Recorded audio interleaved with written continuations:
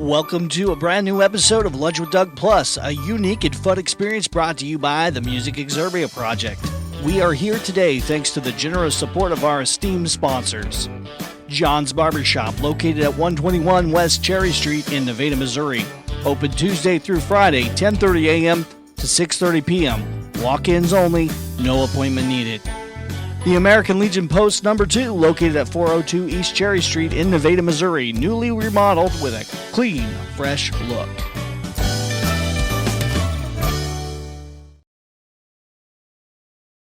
Hey everybody, welcome to the show. And as promised, Benny Lipson here today with us from the Broadway Brass Band. And in many regards, I guess you are kind of the Broadway Brass Band. That's my first thing. But before we get to that, how are you today? Feeling good today. Thanks for the call. This is catered, right? I got lunch on its way. Yeah, yeah, I Yeah. guess so. Lunch with Doug. I never thought about that. I need to probably endorse by your delivery service. Yeah, exactly. That's funny. Nobody's ever asked me that before. Yeah, but it makes sense. A lot of times people think the show is all about me going to restaurants. And when they tell me that, I know they don't watch. Totally. So Well, we'll my have a different first chat. yeah, my first question really is, I mean, I've seen you on TikTok and hopefully some of our viewers have seen you as well. You're kind of really trending right now. You're like popping up a lot and you're doing some really interesting stuff where you play your instrument and you sing. And then but I don't know. You say it says you're the Broadway Brass Band. That's the, your what do you call it? Your handle, so to speak. Hmm.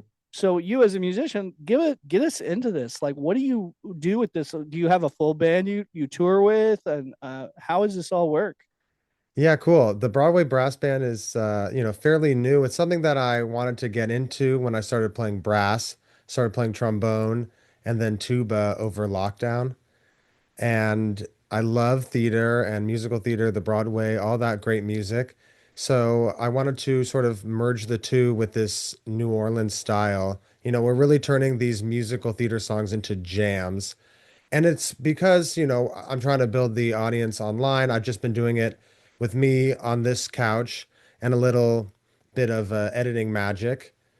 And so putting out videos like that, but at the same time, a few weeks ago, I was able to get a whole band together, and we're going to be putting out a few videos and tracks on Spotify, YouTube, everything, where you stream music, you can find Broadway Brass Band. We're going to have the full band playing. That's coming up pretty soon. That's exciting. That's very exciting. I'm really pleased too that your angle today is you sitting on the couch that you actually just like I see you on TikTok. So it feels very familiar. Yeah, yeah. I think I need to give the viewers the absolute same look. That's just the consistency we need here. Yeah, yeah, that's very admirable. The consistency. I think that's one of the things that is really exciting about TikTok is when you really lock it into what people like, and you continue to do that consistency, people really like that. I tend to be so all over the place. I'm like, I don't know what to do. You get an idea and then you get another idea and you're like, oh, which one do I like better? So Yeah. how do you centralize on like how you do things and what you're trying to present? Well, for this particular project, there's something I think special that I have going for it. The relationship I have with it is that I'm not precious about it. It's not my direct art, like my expression completely as a composer or as a lyricist, anything like that. It's really just for those fans that like theater and like this music. So I'm sort of let the, activity online dictate where I should be putting my effort and what kind of, output I should be taking. So that's really, I think, yeah, special. I think it's a good relationship to have where I don't need to be wishy-washy or concerned with how it's going to reflect or anything like that. It's just, okay, you want that, I can deliver that for you. Yeah. Yeah, yeah. Well, and that's obviously working well for you because I know, like I said, you've been popping up a lot on my feed, and I don't think we have any kind of contact at all, other than just I have interest in what you have to offer as well. So it's cool. Yeah, cool. I'm happy to chat a little bit. I think it's a good opportunity, and I also do a radio show. Quick side note, and so it's not like I have some massive audience or anything. I just do it for myself, and I'm happy to help a fellow like podcaster, radio Yeah, type we got to person. Yeah, stick together. Yeah, yeah. I yeah, guess I should, as you're saying that, I should get into the broader spectrum with who you are and how you got into this, and I guess where you're going with it. What is it that you do as a grand scheme of things in life? I guess. yeah. There's so much that I'm into, so I try to do as much of it as I can. And it's all really around music. But I started playing music as a kid, and I'm from a theater family. My mom is a theater performer, and I toured with her the first year of my life. My twin brother and I were on the road with her in a show called Evita about Eva Perón, the first lady of Argentina. And that's it's running on the West End now. But also my dad did some theater. He's not in it anymore, but so I had a passion for it at a young age, but never really as a performer, but more just as a composer or as a viewer and somebody that really enjoyed being around it. Um, so that's really where like the Broadway brass side of things are. But then in general, I've spent so much time playing music and studying music, and so I have a lot of vinyl records that I've collected, and I always wanted to have a radio show playing some of those records and getting to talk about it and like, piecing them together. And so, you know, I have a lot of people, for instance, on Broadway Brass Band who like Tom Lehrer. I've done one of his songs. I've covered this Hanukkah in Santa Monica song. And then other people have said, "Oh, I love this one. I love that one." So I got to play some of his music on my radio show yesterday with some of his records. So, I like being able to connect the two, but also it's a great outlet for me to share that music. I can't just put together an entire set of somebody's music just to play like for one night and say, yeah, it was a great tribute to that person. Why not just play their records and talk about them on my 2 hour a week radio show? So that's another aspect. But to wrap it up, I mean, as Benny Lipson, I play music professionally and I tour, I record music. I'm playing brass, trombone, and tuba, keys and singing, arranging, orchestrating, concerts, all of that stuff, anything under that music umbrella, I'm doing. Move the Needle Radio, that radio show that I'm just talking about, and Broadway Brass Band, those are two of the projects that are personal to me, and I'm still growing those while I continue to do other work. And it's all great stuff, all in music too. Yeah. Yeah, fantastic. I can feel you, man. I know how that goes. We get as creative people, we get a lot of different things, and one thing can't maybe solve all the things that you got. So tell me about. So you say your radio, is it like a terrestrial radio or is it internet radio? What is it? Yeah, it's on the internet. I'm streaming on Twitch, but it just goes to like a single homepage. I have to talk to you about this Roku business because I might be interested, but yeah, I'm just doing it so that you can just click on the link and it starts streaming on this one page.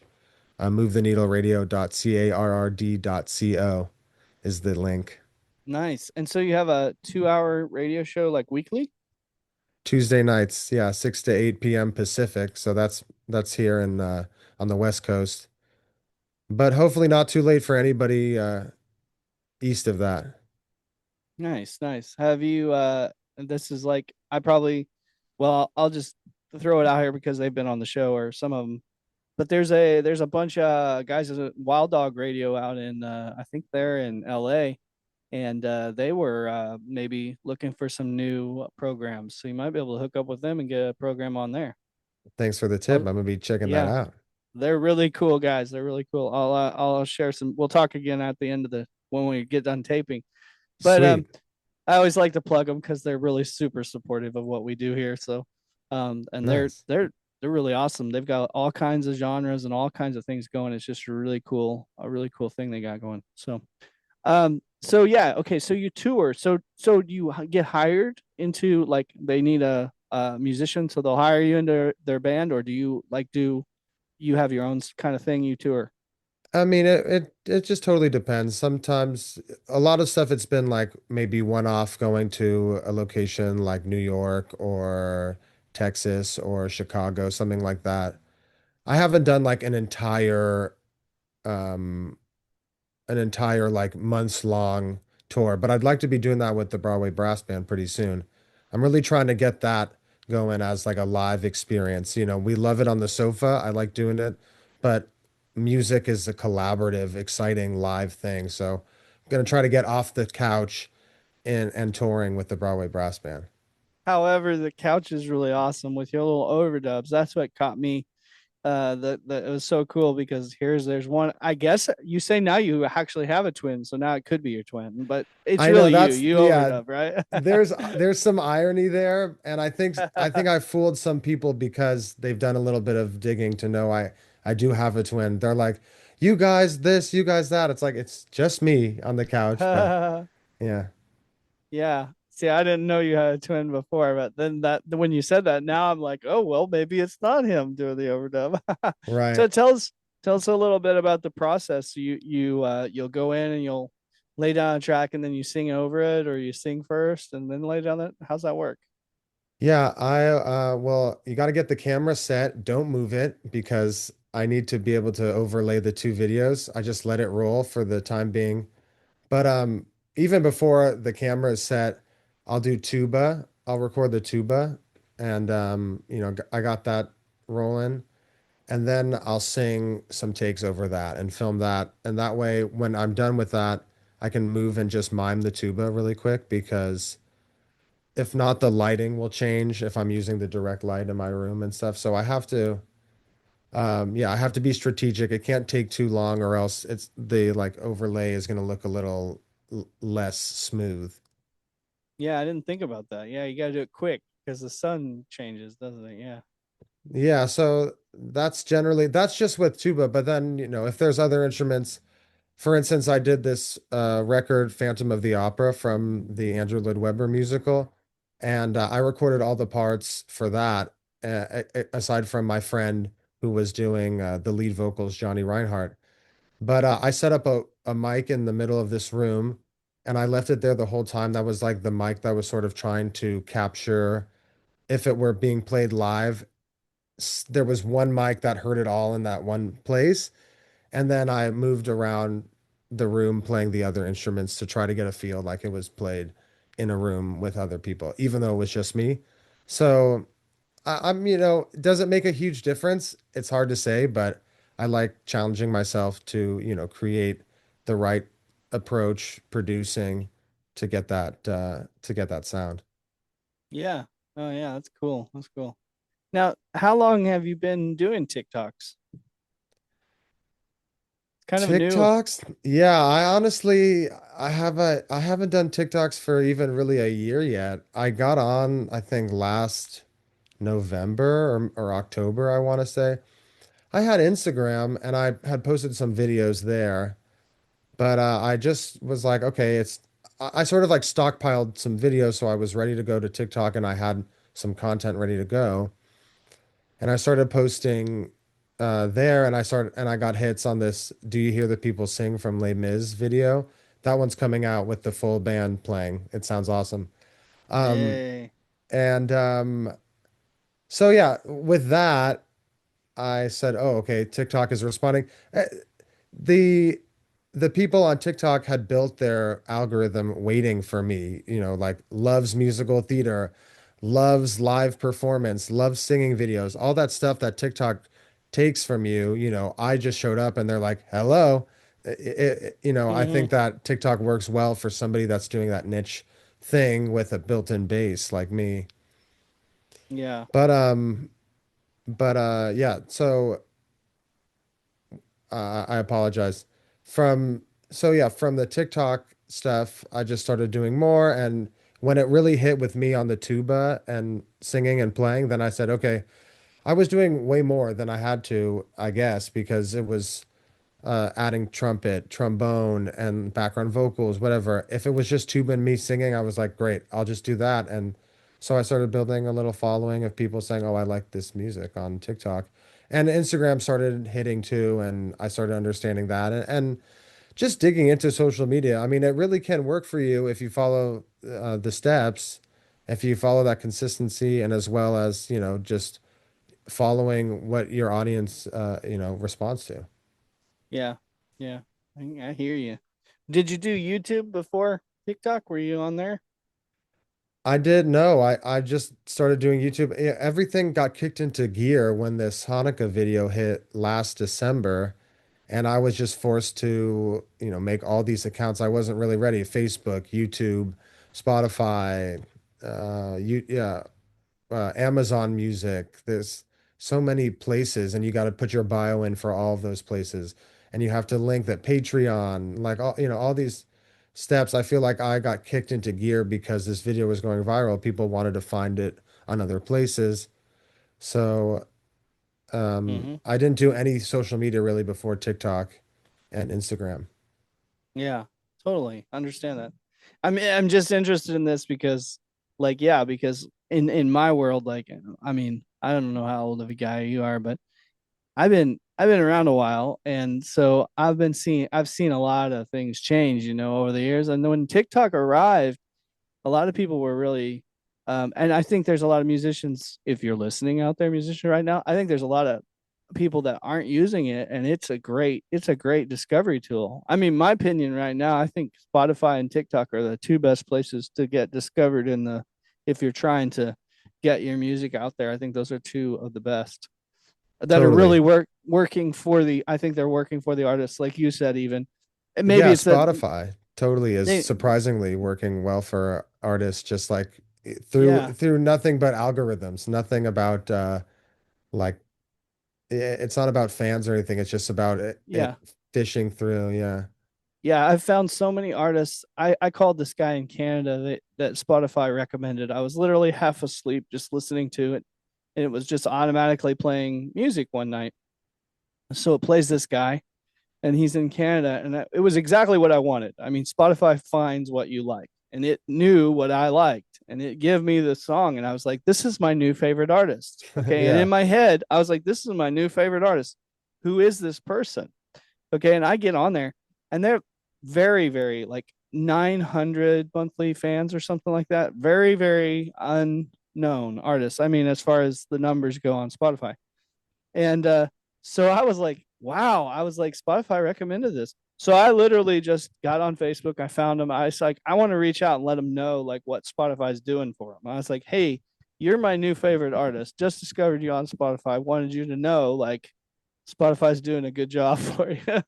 Since then, we've connected and communicated, but it's just great. I'm like, oh, it's an interesting thing that I know that's some of the platforms I don't think they work for the art. I'm not, I guess unknown is a bad word, but independent, more, Yeah. not Yeah. as that doesn't have, they don't have $1 million behind them funding them, but they're fantastic. And if I hadn't have saw the number on Spotify, I would not have known that this guy wasn't like a huge, signed artist. And you know, he sounds just as great as the stuff that plays Cool. before him and after him. Yeah. Cool.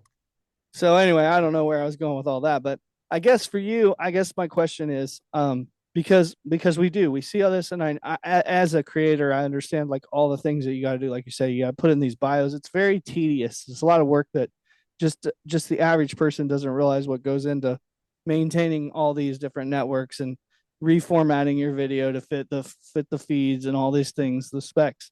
So, but at the end of the day, you're working very hard, and it's working for you. It's getting you to people like me.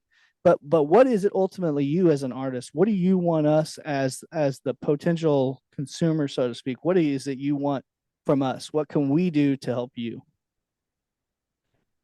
Well, I mean, as I said, when I'm getting out touring, when I want to bring the Broadway Brass Band to you versus just having you come to the internet for it, I'm definitely going to want some people coming out. I'm interested to see if it's going to translate to people showing up to the shows. Mm-hmm. Um, but I'm confident that I can bring such an even better live experience that you're going to want to come to the shows and check us out. But if you follow on all those social medias and Spotify, YouTube, those specifically, I love to see my counts go up there because there's less of like an algorithmic thing. YouTube, it's not like a lot of people are watching videos. They see it, oh, I'm going to subscribe. It's just like a carousel of videos for them. It's not so much a social media place. So I could definitely use the subscriptions on YouTube, Spotify, same thing. Where you hear a song, your first instinct isn't to say, "Oh, follow," but that really helps me, and it's going to help me get the music to you when it all comes out. And again, I've got a few songs with the live band coming out. I have a Phantom of the Opera EP that's coming in the fall for the spooky season. So there's a lot of stuff and a lot of music. I'm trying to roll that out. And the more like initial stockpiling of algorithm I have, the more it's going to launch to everybody when they come out. Sure, absolutely. Yeah, I think as the average consumer also doesn't always understand like what the value is, what do they get out of a follow, and what I think the main thing that they when they follow you is it's going to notify them when you have new stuff. So if you like what you've heard and you hit that follow button, you're going to be alerted when the new stuff's coming out. So because a lot of Yeah, times it just new stuff drops and there's thousands of artists dropping every day. Well, it goes under the wash. You may not realize unless you went back and visited the page. You won't know that they had a new album out. Sometimes you miss something that you really would like to know about. I think is that I probably the agree. best way Yeah, to that's a great, describe that. yeah. Yeah, I mean, yeah, it's sort of like you just you can have that moment where we interact on the internet and then you forget about it. But if you hit that extra button of like, subscribe, whatever, now you're going to see it again. Yeah, that's the Mm-hmm. bottom line. It's gonna bring you back in.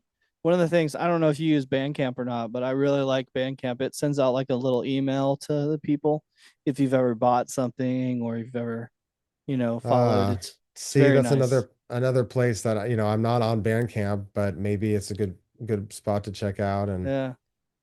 I like Bandcamp a lot.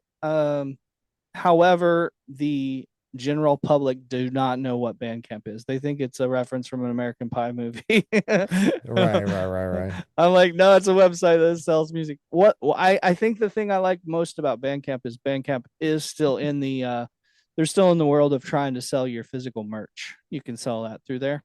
So that's Yeah. one of the advantages. However, nowadays Spotify you can connect through like a Shopify account through Spotify and so you Yeah, can sell merch there.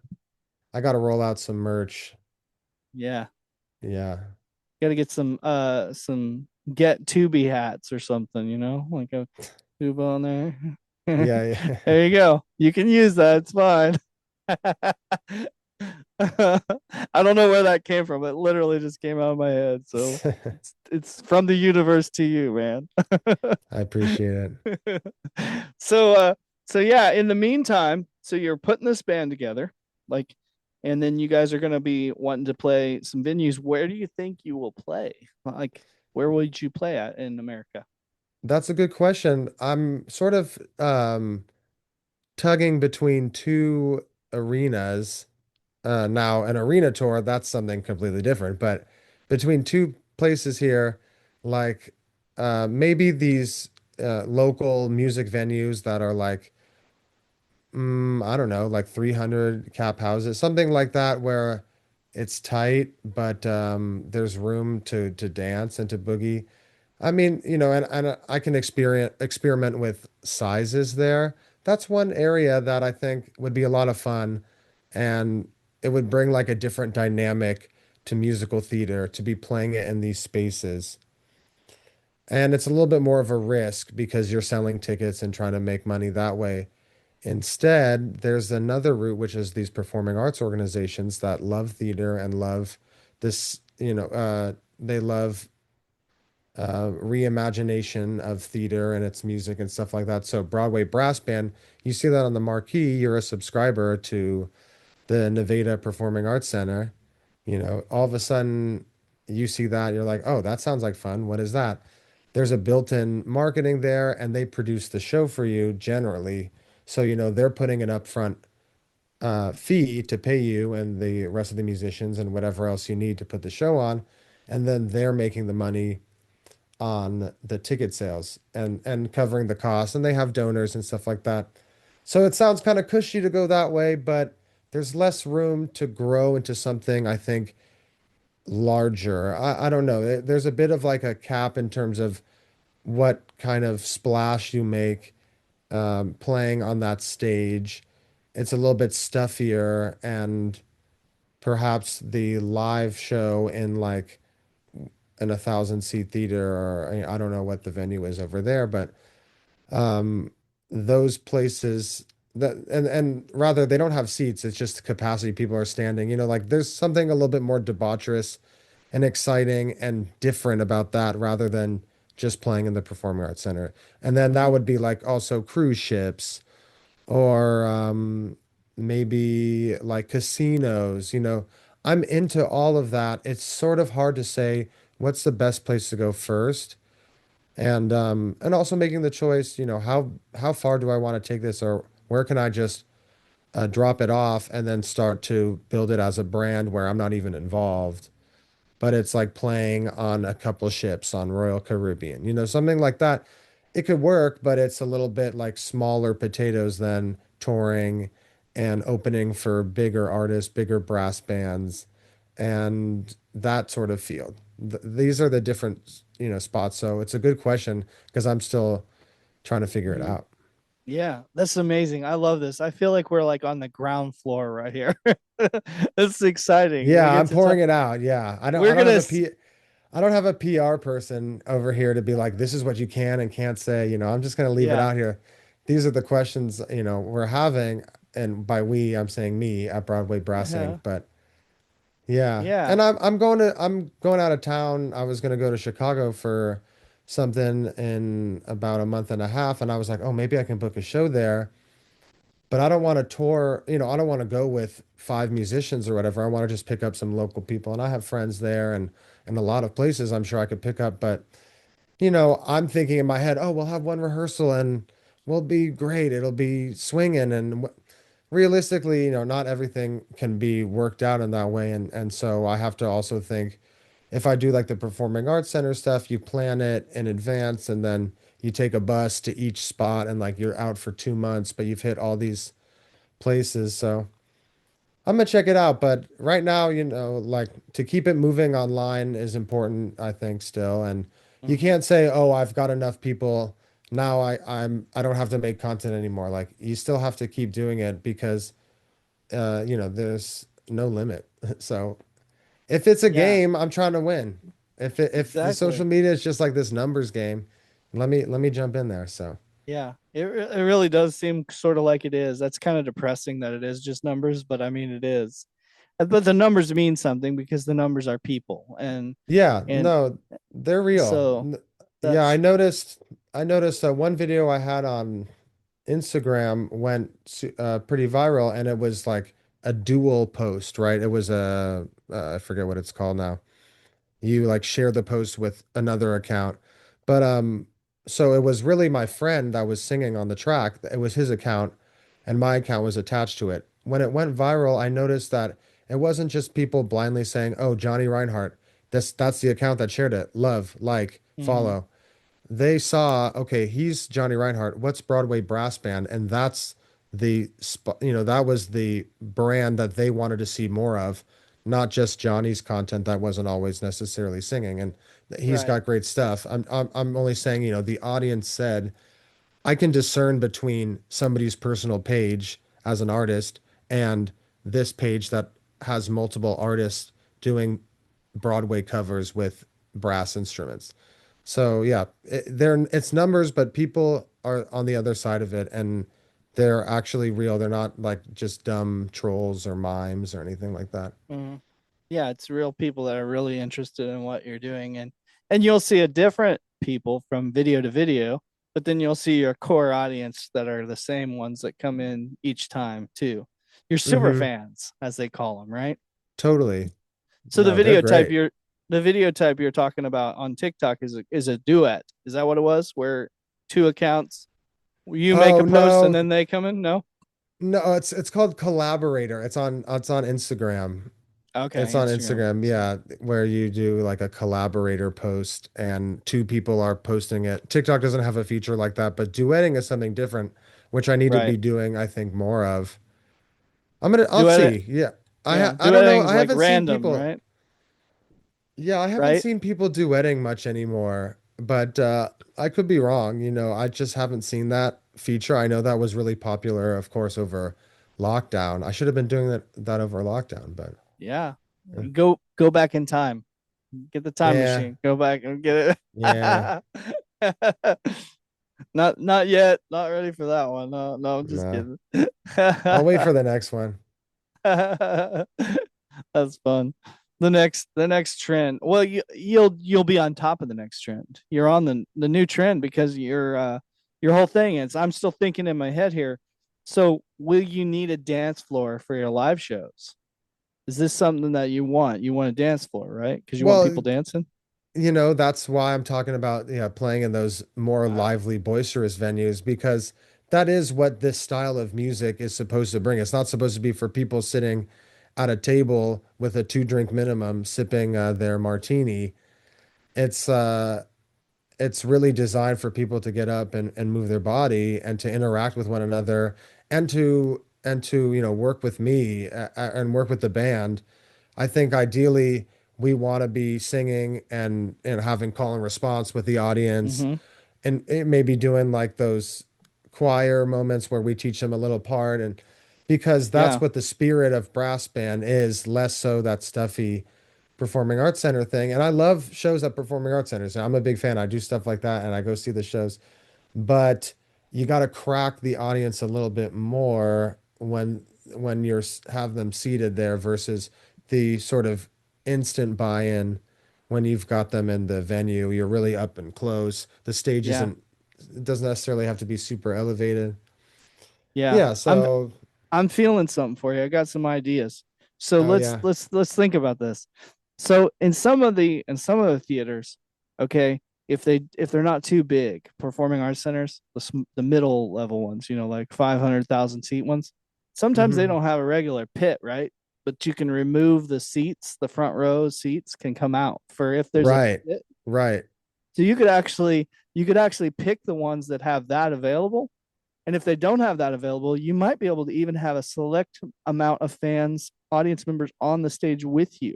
That's true. Yeah, That we'll get on risers. We'll have and like a they could little semicircle of yeah, risers and they'll just be in the pit like and they moshing with would us. be Yeah. either in the pit dancing or and you would have those you would have that separation of the ticket, you they get this experience, the kind of interactive experience, or they're just Yeah. in the viewer. Because some people want to go to the show. Like even me, I'm very like into performing arts, but when I'm going as an audience member, I'm like a freaking different person. I'm like scared to be in there. What, I gotta sit in the seats.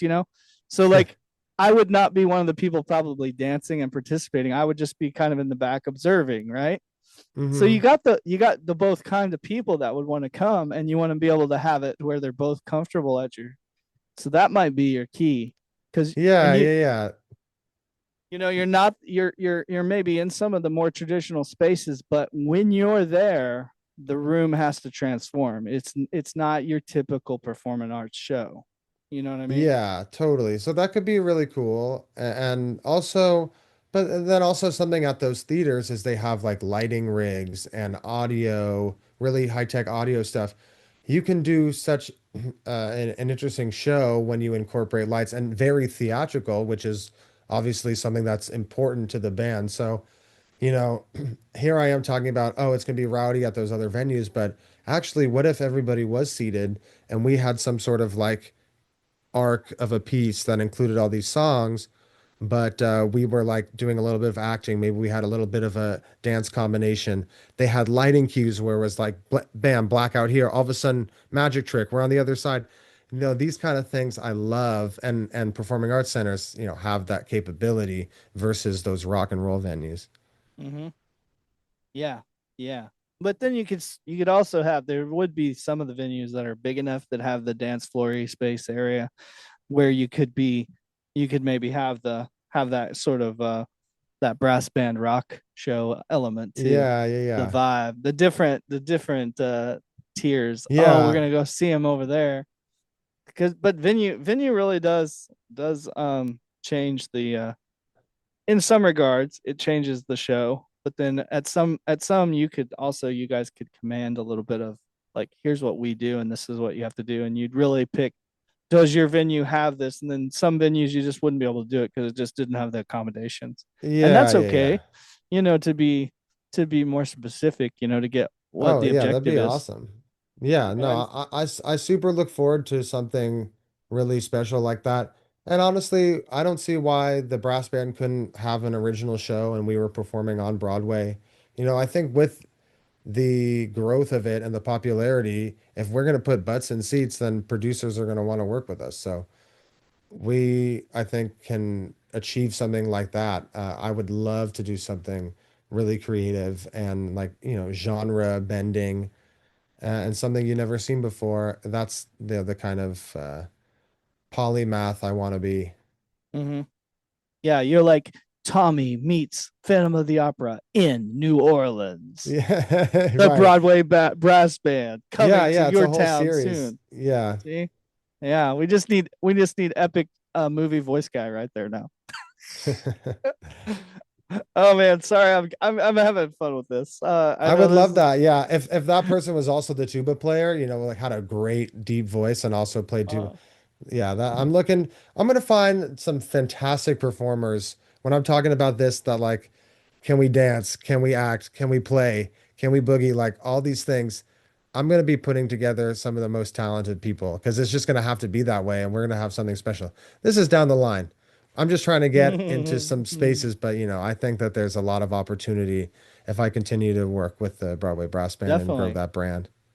Definitely. So right now, if we have some, if I'm hoping for the best here, that there's an amazing agent watching this show right now, or maybe Yeah. a venue that's watching, if they want to get connected with you and get you into get this thing rolling, get the ball rolling, how do they go about getting in touch with you to book your Well, band or definitely. to? Yeah, you definitely can go to Instagram or TikTok. We got connected because you sent me a DM. I'm not too big where I can't see your message. I'm not getting flooded with messages on a regular basis or anything. And yeah, Instagram, same thing, DMing Broadway Brass Band at gmail.com is pretty plain and simple. I'll be sure to see your stuff there. Um, Shoot, I mean, it's pretty easy. I feel like you can find me on the internet. You can contact me in many different ways, and I'm into exploring so many options right now. So yeah, as you said, you're hearing the ground floor stuff. We really are ground floor right now, and I'm excited to continue skyrocketing past the glass ceiling. That's right. Very soon, coming 2026, past the glass ceiling. So I sorry I got really excited about your stuff and talking there and stuff, but as I get in here, I know we've been talking for a while, so I want to leave it. I always like to leave the towards the end of the conversation. I like to give it to you. There's some, maybe the question that I didn't ask, like what is it that you really would like to share with us as a viewing audience, and maybe, like I said, the question that I didn't ask or something. Um, well, I suppose I felt like we, covered a lot of good stuff there. I didn't have many expectations coming into the interview. I'll just leave it to say that, we're talking about Broadway Brass Band. We're talking about a little bit of Move the Needle Radio, what I do. If you go to the ticket stub, that's my handle on Instagram. It's connected to everything I do. I write music with my brother, and we write some fantastic music, and we have music coming out soon. We're working on getting at least 6 tracks done. That's going to be happening. I want to say towards the end of the year, maybe early next year, we'll have stuff. But this stuff I love doing, the radio show, the brass band, and I have really fantastic artistic output as well as a composer, songwriter, performer. So I'm at the ticket stub too on Instagram, and you can see the things I do. Fantastic. Yeah, I'll definitely be visiting that to check out your other stuff. And I'll definitely be following you on Spotify because at the brass band, because like I said, obviously that's what caught my attention, but yeah, Nice. Yeah, yeah.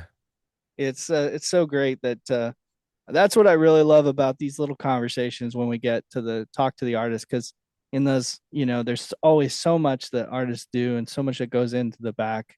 And the things that you've done leading up to this, it's not like you started yesterday. You've been playing your instrument for Oh years. yeah, for sure. So, and like you said earlier, you've been in performing arts since you were, young, just even just participating, observing, and then performing later and then stuff. So it's great. You've Yeah. got a great what do they call that? Resume, I guess we'd say. Sure, yeah. No, So I think I'm somewhere between like 15,000 and 20,000 hours. I don't know. In terms of the putting your 10,000 hours, I might be on the next leg. I might be yeah. in the 20 to 30 range at this point. I don't know. Uh-huh. But Yeah. and unfortunately some of that is just video editing, but I'm putting in the hours for content creating as well as just flat out practicing and getting better at my instruments too. Yeah, that's right. Well, on Facebook now, they just call everybody, no matter what you do, like they just call you content creator or digital creator, I think is what they Oh call yeah. you. So it doesn't matter what you do, you're a digital creator. I can't crack Well, Facebook. That's the only place right now. And I feel like lots of theater boomers love Facebook. They want to be there and seeing my content. I cannot catch on Facebook. I don't know what it is, but I'm trying because performing arts centers are definitely still living on Facebook. I need to be there too. yeah, yeah. I think Facebook is what I'm kind of figuring out is you're either a Facebook town or you're not a Facebook town. So some towns are kind of Facebook and some towns aren't. Now, however, they all use it. It's more like a business card or calling card, but some of them are more serious than others. So it's in certain areas it'll be a lot of growth, in some areas not so much. But yeah, I have a large Facebook thing going on, so maybe I can help you out a little bit there. Yeah, tag me at Broadway Brass Band. It's all the same stuff. So. It's me doing these theater covers in the New Orleans style, so I don't see why you can't love it on Facebook too. Yeah, yeah, love it on Facebook, and yeah, we'll definitely link because that's pretty. Facebook's kind of other than my. I'm kind of a TikTok and Facebook guy. Those are my two big. Well, and YouTube a little bit too, but those Cool. are my big ones that seem to do well for Yeah, me. So I was a kid when YouTube came out, and I didn't really understand, the scope of what could really happen with that invention. I remember Miranda Sings, this girl Colleen Bollinger. If you were there on YouTube the early days, and Shoes, hmm which was that Liam Kelly, I think that was their name. But like I didn't realize what a powerful engine it was then. I just put a couple covers up like really loose, me singing Michelle Branch or Vanessa Carlton, Avril Lavigne, stuff like that. I would play guitar and sing, but I wasn't really accessing it the way that we know now today. It's been such a gold mine to bypass those big media outlets and just be able to share your stuff with the world. hmm yeah, well, I think like YouTube, and it is like every device has YouTube. Like everybody's TV has YouTube. Like if you want Yeah. it, you can get it everywhere. And I think it's maybe one of the only few things that has been able to do that. Of course, Yeah. Google owns pretty much everything, but so they've powered that. But yeah, I mean, like you can watch it on TV, you can watch it on your phone, you can watch it on your tablet. It's integratable with everything, Yeah, totally. and even the ones like even Spotify, for instance, there's some devices it's available on them, but they just don't like it. I've had it on certain devices that it looks different, it doesn't work the same, it doesn't function, it shuts off, and I'm like, I just don't like it on that device. YouTube, however, seems Yeah. to works flawlessly everywhere. Yeah, interesting. So Yeah. So find me Broadway Brass Band on YouTube and you're going to see full videos of the band playing in the next few weeks. I'm so excited to share this music. I feel like it's the next step for Broadway Brass Band and I'm looking forward to sharing that with everybody on my channel. I'm looking forward to hearing it, man. Hey, I'll get out of here. I appreciate you for being here and doing this, and I'm excited, and thanks for humoring me with all of my silly suggestions and everything. But it's great. Thank you, Doug. I appreciate the questions and I appreciate, the overall enthusiasm. Thank you. Yeah, man. I wish you the best. Alrighty. You too.